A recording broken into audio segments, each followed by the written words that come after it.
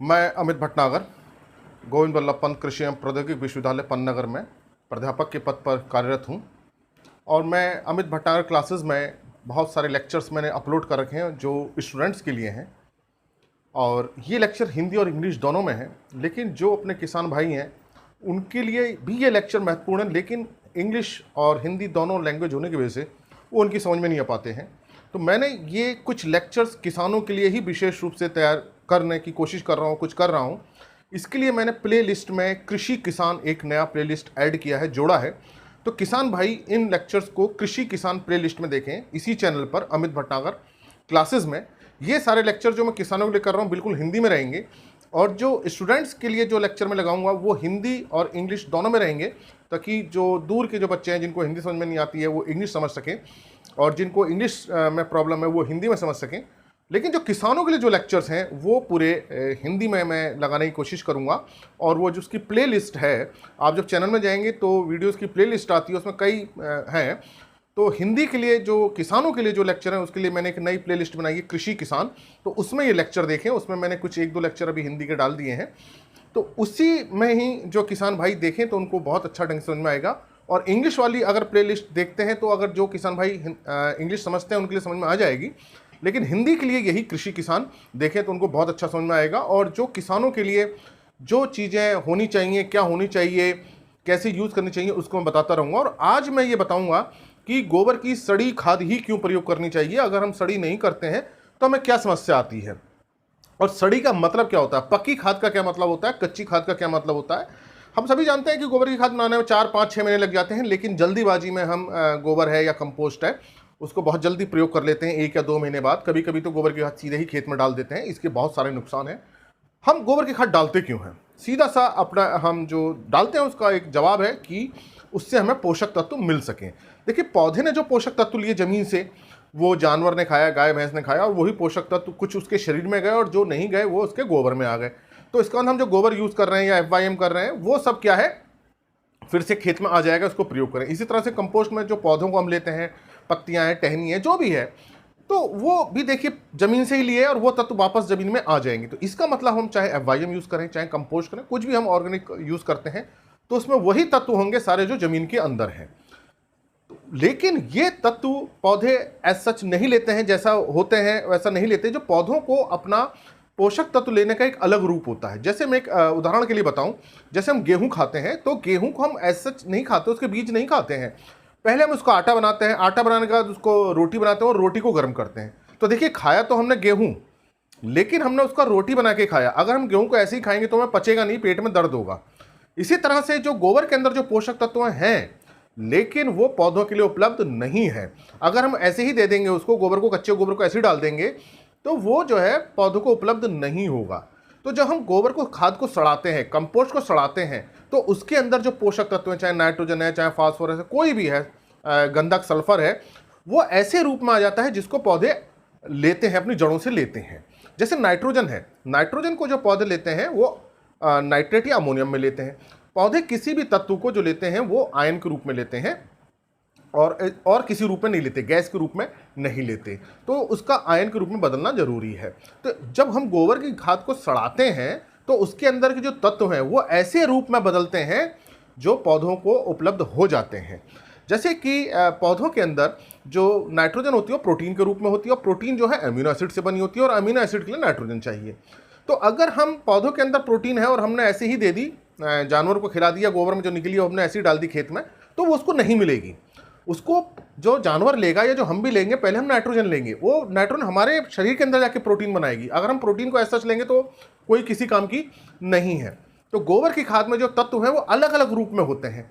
तो अगर हमने ऐसे ही डाल दिया तो वो पौधे को उपलब्ध नहीं होंगे। तो यही लाती है कच्ची खाद, कि जो गोबर मिला, जो भी हमें पेड़ पत्ती मिली, जो भी हमें वो टहनी मिली, उसको हमने दिया और खेत में डाल दिया, तो वो पौधों को उपलब्ध नहीं होगी। अब वो सड़ती है, पहले सड़ती है, इसको हम बोलते हैं डिकम्पोजिशन।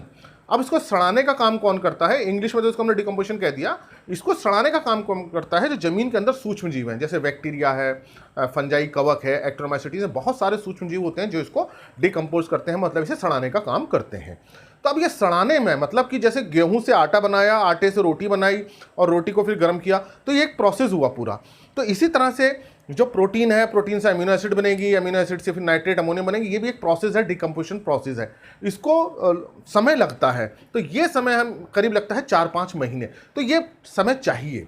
अगर हमने गोबरी खाद ऐसी डाल दी तो प्रोटीन के रूप में है लेकिन पौधे को उपलब्ध नहीं होगी, तो हमको लगेगा कि हम गोबरी खाद तो डाल लें लेकिन उसका प्रभाव नहीं आ रहा। इसके कई सारे दुष्प्रभाव हो जाते हैं, उसका भी मैं एक वीडियो बना दूंगा क्या दुष्प्रभाव होते हैं। लेकिन आज के वीडियो में आपके लिए समझना जरूरी है कि ये सड़ाना क्यों जरूरी है, सड़ाने का मतलब क्या है।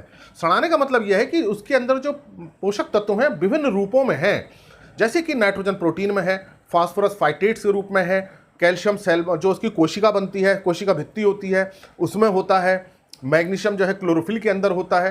तो अब ये टूटते ही हैं सारी चीज़ें, इसको टूटने में समय लगता है, यही प्रोसेस क्या कहलाता है, सड़ाना कहलाता है, डिकम्पोजिशन कहलाता है।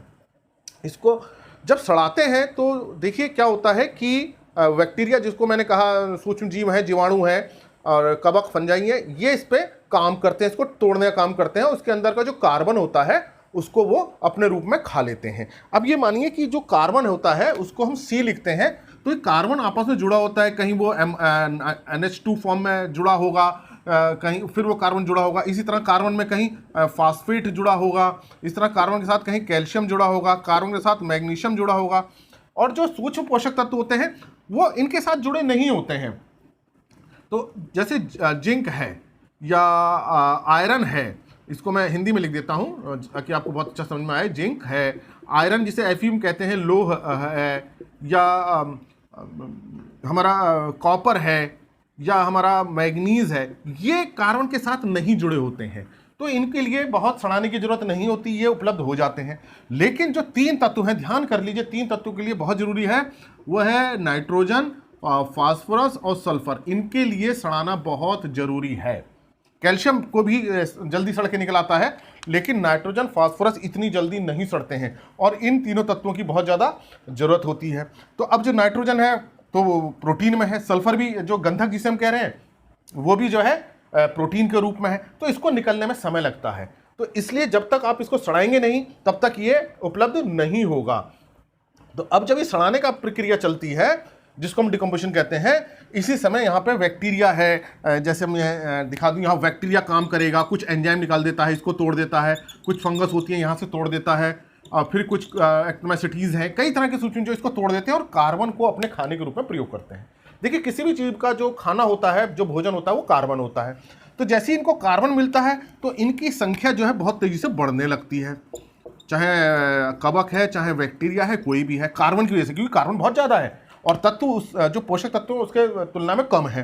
तब जैसे ही इनकी संख्या बढ़ेगी, एक बैक्टीरिया से 2 बनते हैं, 2 से 4, 4 से 8, 8 से 16, 16 से 32। अब सोचिए कि जो जीवाणु है कितनी तेजी से वृद्धि करता है जमीन के अंदर। अब जब इनको ये वृद्धि होती है तो इनको भी यही सारे तत्व चाहिए, कोई भी जीव है उसको भी यही सब तत्व चाहिए, नाइट्रोजन चाहिए, फास्फोरस चाहिए, गंधक चाहिए, लोहा चाहिए, जिंक चाहिए। तो अब क्या होता है, जमीन के अंदर अगर ये नहीं होंगे तो ये अपने शरीर के अंदर इनको लेना शुरू कर देते हैं, तो ये तत्व इनकी शरीर के अंदर चले जाते हैं, जिसको हम क्या बोल देते हैं, इमोबिलाइजेशन कह देते हैं। तो अब ये तत्व जो निकले थे, जो पौधे से सड़ते हुए निकले थे, वो कहाँ आते हैं, जमीन के अंदर आते हैं। अब यहाँ पे क्या इनकी संख्या बढ़ गई है, अब इनको भी जरूरत है तो ये ले लेंगे। अब पौधे की जड़ को नहीं मिल पाएंगे। अब मान लीजिए पौधे की जड़ यहाँ पे है, यहाँ पे माना जड़ है यहाँ पे ये, अब ये तत्व जब तक जड़ के पास नहीं पहुंचेगा मिलेगा नहीं। लेकिन ये तो सूक्ष्म जीव तो पूरी जमीन के अंदर फैले हैं, जहां से ही ये निकलेगा इसको यूज कर लेंगे अपने शरीर के लिए। तो अब क्या है, ये तत्व इनके अंदर चले गए, पौधे को नहीं मिल पाए, तो ये इसको बोलते हैं इमोबिलाइजेशन, या इसको कहेंगे अब ये खाद कच्ची है क्योंकि पौधे को मिले नहीं है। अब कुछ समय बाद क्या होता है, जब ये कार्बन धीरे धीरे इनको मिलना कम हो जाता है तो ये इनकी डेथ हो जाती है। तो इनके अंदर के शरीर का जो तत्व था अब ये दूसरे रूप में बदल जाता है, मतलब जो प्रोटीन में था, एमाइड में था, वो अमोनिया में बदल जाता है जिसको पौधे लेते हैं, या नाइट्रेट बदल जाता है जिसको पौधे लेते हैं। अब ये ज़मीन के अंदर धीरे धीरे इनकी जब सेल खत्म हो जाती है तो ये धीरे धीरे ज़मीन के अंदर फ्री हो जाते हैं और फिर पौधे को मिलने शुरू हो जाते हैं। तो ये इस पर अब इसको क्या है, नई नई चीज़ें बनने लगती हैं इन्हीं कंपाउंड से। बैक्टीरिया के अंदर या फंगस के अंदर नई नई चीज़ें बनती हैं, ह्यूमिक एसिड बनता है जो पौधों के लिए भी लाभदायक होता है, और ये अब ऐसे रूप में बदल जाती है प्रोटीन जो पौधों के लिए उपलब्ध है। तो किस में बदल जाती है? जैसे अमोनियम में प्रोटीन बदल जाती है या नाइट्रेट में बदल जाती है। पौधे इसी को लेते हैं, NH2 को नहीं लेते, प्रोटीन को नहीं लेते हैं। इसी तरह से जो फास्फोरस फाइटेट में था या दूसरे फॉर्म में था, किसी उसमें था, वो H2PO4 में बदल जाता है या HPO4 में बदल जाता है। अब ये थोड़ा सा इंग्लिश में है लेकिन आपको थोड़ा समझ में आएगा। या सल्फेट आयन में बदल जाता है। अब पौधे इसको लेते हैं, एस को नहीं लेते, गंधक को एस नहीं लेते। अगर ग्लूकोसाइनोलेट्स में है गंधक या किसी प्रोटीन में तो उसको नहीं लेंगे। अब ये सड़ाने का काम, ये ऐसा बनाने का काम, यही डिकम्पोजिशन प्रोसेस कहलाता है। और जब ये बैक्टीरिया के अंदर से, फंगस के अंदर से जब ये मुक्त हो जाते हैं तो ये प्रोसेस कहलाता है मिनरलाइजेशन। मतलब मिनरल जो न्यूट्रेंट बने इनको बोलते हैं मिनरल। तो इसलिए ये जो प्रोसेस पूरा है डिकम्पोजिशन है, यही पकी हुई हम कहते हैं पक्की खाद है। पक्की खाद वो खाद है पकी हुई जिसके अंदर पोषक तत्व तो उस रूप में है जिसमें पौधा उसको लेता है। जैसे मैं भी बार बार एग्जांपल बता रहा हूं, गेहूं के दाने हम नहीं खाते हैं, हम रोटी को गर्म करके खाते हैं। अभी हम कह सकते हैं पौधों के लिए रोटी बन गई है। ये पौधों के लिए गेहूं के बीज थे, मतलब हमारे लिए ये गेहूं के बीज है जिसको हम खाएंगे तो हमारे पेट में दर्द होगा, पचेंगे नहीं क्योंकि हमारे को पचाने वाले वो एंजाइम नहीं है हमारे पेट के। लेकिन जानवर खाएगा गेहूं तो पचा लेगा क्योंकि उसके पेट के अंदर वो एंजाइम है पचाने वाले। तो पौधों को जो रोटी चाहिए, जैसे हमको रोटी चाहिए तो पौधों के लिए ये रोटी है। तो इसका मतलब ये हमको जब तक हम सड़ाएंगे नहीं, मतलब गेहूं से जब तक हम रोटी आटा बनाएंगे, आटे से हम फिर रोटी पकाएंगे तो वो करेगी। तो हमारे लिए ये प्रोसेस क्या कहलाता है? पका हुआ, कि हमने गेहूं पका के खाया। तो इसी तरह से ये खाद जो है पकी हुई तब होगी जब इसके अंदर से पोषक तत्व निकल आएंगे। तो अब देखिए, जो कार्बन के साथ जो युक्त होते हैं, जुड़े रहते हैं, जो काफ़ी समय लेते हैं निकलने में, वो नाइट्रोजन, फास्फोरस और सल्फर हैं। और भी तत्व होते हैं लेकिन जिंक है, कॉपर है, मैग्नीज है, जो दूसरा सूक्ष्म पोषक तत्व जल्दी निकल आते हैं। तो अगर हम गोरी खाद डाल भी देंगे तो ये सूक्ष्म पोषक तत्व जो निकलेंगे ये बैक्टीरिया ले लेंगे, फंगस ले लेंगे, हमको कोई फायदा नहीं होगा। फायदा तब होगा जब अच्छी तरह से पक जाए, ये खूब सारे बैक्टीरिया बन जाए, उसको पकाएं, फिर धीरे धीरे ये क्या होंगे, जिसके अंदर कार्बन खत्म होने लगेगा क्योंकि अब ये रेस्पिरेशन करेंगे, CO2 गैस में बदलने लगेगा कार्बन, फिर से ह्यूमस बनना शुरू हो जाएगा, कुछ ऐसे पदार्थ बनेंगे अब जो नए पदार्थ बन जाएंगे और जो ज़्यादा नहीं डिकम्पोज हो पाएंगे उसको हम ह्यूमस कह देते हैं, क्योंकि जो बहुत ज़्यादा सड़ करके ऐसे पदार्थ बनाता है जो अब आगे ज़्यादा नहीं सड़ सकता।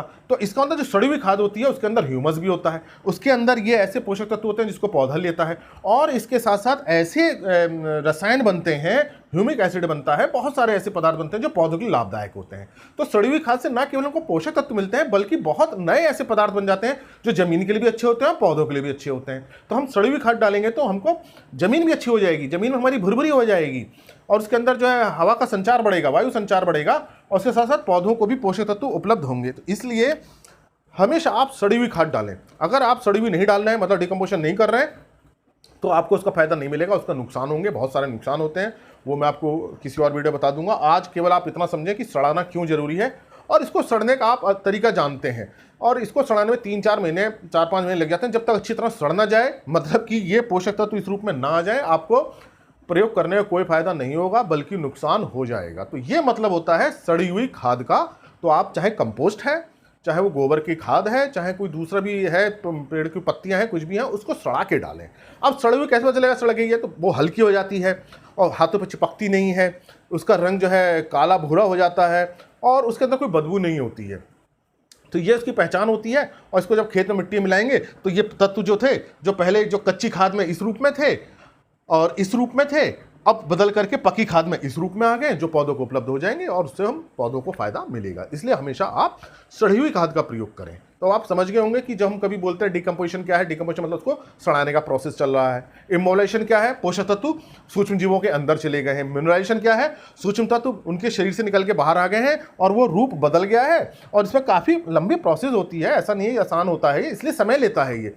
तो इतना समय दीजिए सड़ाने का, तब आप डालिए, तब आपको उसका पूरा लाभ मिलेगा। तो आप जो मैं ये लेक्चर बता रहा हूँ हिंदी में, कृषि किसान प्लेलिस्ट है, उसमें आप जाइए, उसमें आपको जो है हिंदी के लेक्चर मिलेंगे और तब आपको और अच्छा समझ में आएगा। धन्यवाद।